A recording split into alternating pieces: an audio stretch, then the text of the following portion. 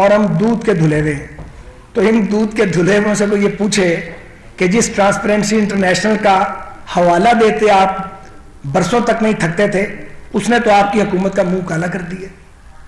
اور پاکستان بدقسمتی سے کرپشن کا جو انڈیکس ہے اس میں اور کرپشن بڑھ گئی ہے, نیچے چلا گیا. تو یہ جو آپ نے کرپشن کی رٹ لگائی ہوئی ہے, آپ اپنا حساب دینے کی تیاری کیجیے. اور کون سی ریکوری کی ہے کسی احتساب کے ادارے نے سوائے جھوٹ بولنے کے, سوائے براڈ شیٹ کو تاوان ادا کرنے کے. نواز شریف صاحب کے بغض میں اور مسلم لیگ نون کے بغض میں آپ پورے ملک کو اپنے داؤ پہ لگا دیا. آپ لوگوں کے کاروبار تباہ کرتے ہیں, آپ لوگوں کا سکون لوٹتے ہیں, آپ ایک ایک فرد کو ٹارگٹ کرتے ہیں.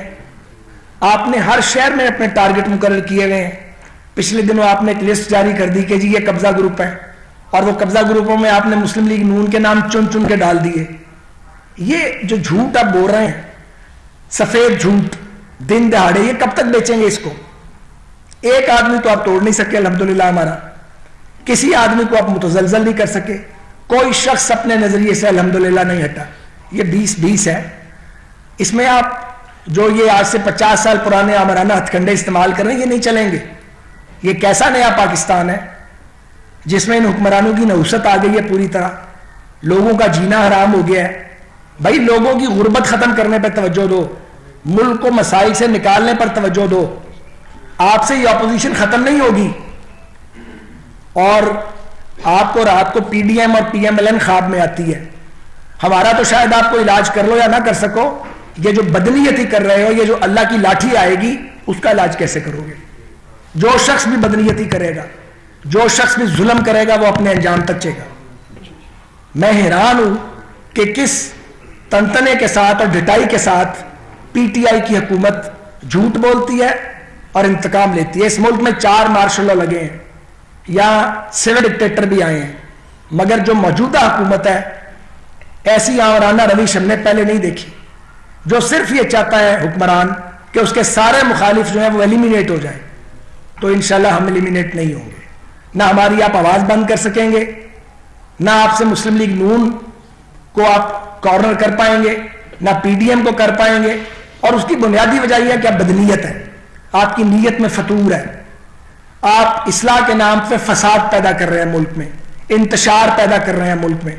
آپ نے لوگوں کو گالی کی سیاست سکھائی ہے, آپ نے گالی دینے والوں کی ایک پوری نسل کھڑی کر دی ہے. اب آپ ریاستی اداروں کا بدترین استعمال کر رہے ہیں. یہ وہی سول سرونٹس ہیں جن سے جب صحیح کام لیا گیا تو انہوں نے پنجاب کی حالت بھی بدلی اور مرکزی حکومت میں بھی سرو کیا. اب آپ چن چن کے کرپٹ اور بزدل لوگوں کو تعینات کرتے ہیں. تو جو بزدل افسران ہیں میں ان کو بھی یہ کہنا چاہتا ہوں, جو کتاب اور قانون کے مطابق نہیں چلتے, کہ یہ بزدلی ان کے کام نہیں آئے گی. انہوں نے بھی الٹیمیٹلی ریٹائر ہو کے گھر جانا ہے. جو گریڈ 22 میں لگے ہوئے ہیں, گریڈ 21 میں لگے ہوئے ہیں, کوئی چیف سیکرٹری بنا ہوا ہے, کوئی کمشنر بنا ہوا ہے, کوئی کچھ بنا ہوا ہے, کوئی کچھ بنا ہوا ہے, یہ بزدلی کام نہیں آئے گی. اور یہ دیانتداری کسی کام کی نہیں ہے. آپ بہت دیانتدار ہیں مگر آپ ظالم کا ہاتھ نہیں روک سکتے. آپ بہت آنےسٹ ہیں, بڑے کلین ہیں, مگر آپ ظلم ہوتا دیکھ رہے ہیں اور اس کو ہونے دے رہے ہیں. یہ میں سول سرونٹس کو بھی یہ میسج دینا چاہتا ہوں, ان سول سرونٹس کو جن کے بارے میں ہماری کبھی یہ رائے تھی کہ یہ شریف اور دیانتدار ہیں. دیانتدار وہ یقیناً ہوں گے, لیکن یہ کیسی دیانت ہے کہ آپ کی ناک کے نیچے لوگوں کے ساتھ زیادتی کی جاتی ہے اور آپ بیگانہ بن جاتے ہیں. تو بنے رہے آپ بیگانہ. اس بات کا بھی آپ کو جواب اور حساب آگے جا کے دینا ہے. ایک 4 آنے کی نوکری کے لیے, ایک چھوٹے سے اقتدار کے لیے, ایک چھوٹے سے اختیار کے لیے آپ عمران خان کی حکومت کے اعلی کار بن گئے.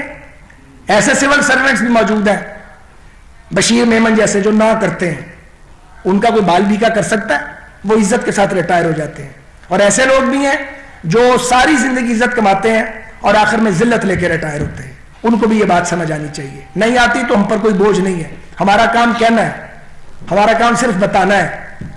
لیکن یہ دور زیادہ دیر چلے گا نہیں, کیونکہ جب کوئی حکومت یا کوئی حاکم ظلم کی انتہا کرتا ہے تو اس کا مطلب ہے کہ یہ چراغ کی لو ہے جو بجھنے سے پہلے اب یہ بھڑک رہی ہے یا تیز ہوئی ہے لائٹ, تو اس کے بعد یہ لائٹ ختم ہوگی.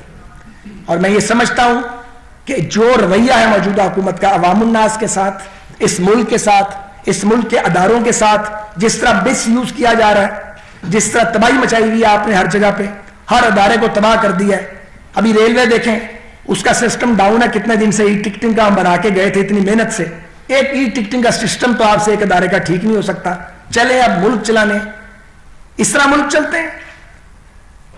تو میں جناب یا صادق صاحب کو ریکویسٹ کروں گا کہ وہ بھی آئیں، اپنے خیالات کا اظہار کریں. ہمارے نوجوان سیاسی رہنما عطا طارر صاحب بھی یہاں بھی بات کریں گے، پھر ہم آپ کے سوالوں کے جواب دیتے ہیں. اعوذ باللہ من الشیطان الرجیم، بسم اللہ الرحمن الرحیم.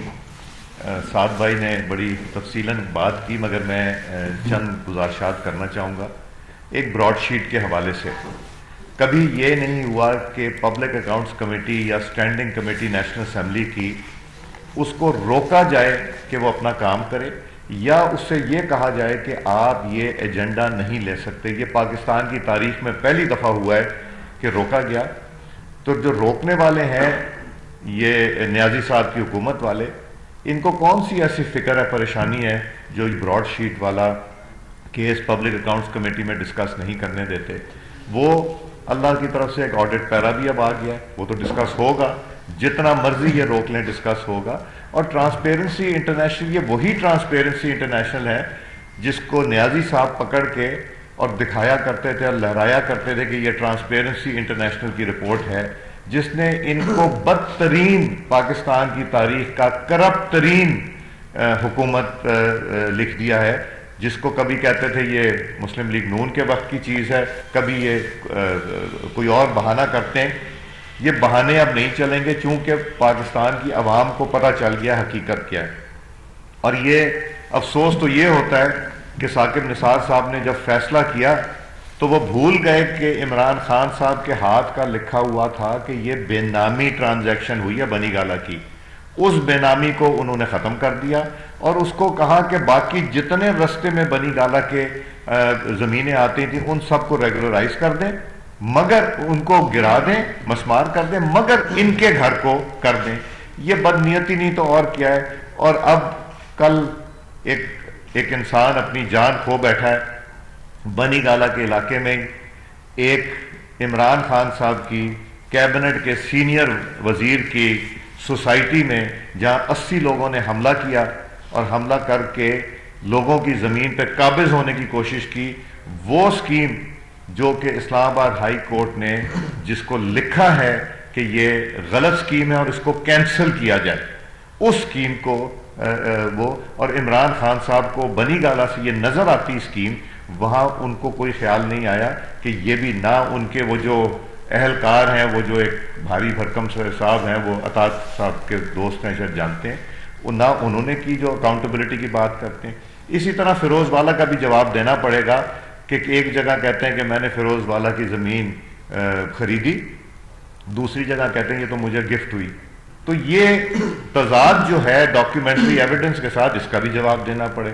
یہ بھی جواب دے دیں کہ جو زمان پاک کے اوپر خرچہ ہوا کروڑوں روپے کا، وہ کہاں سے آیا، کس نے کیا، آرکیٹیکٹ کون تھا، ٹھیکیدار کون تھا، اور وہ پیسے کہاں سے آئے. اب اس کا بھی جواب دینا پڑے گا.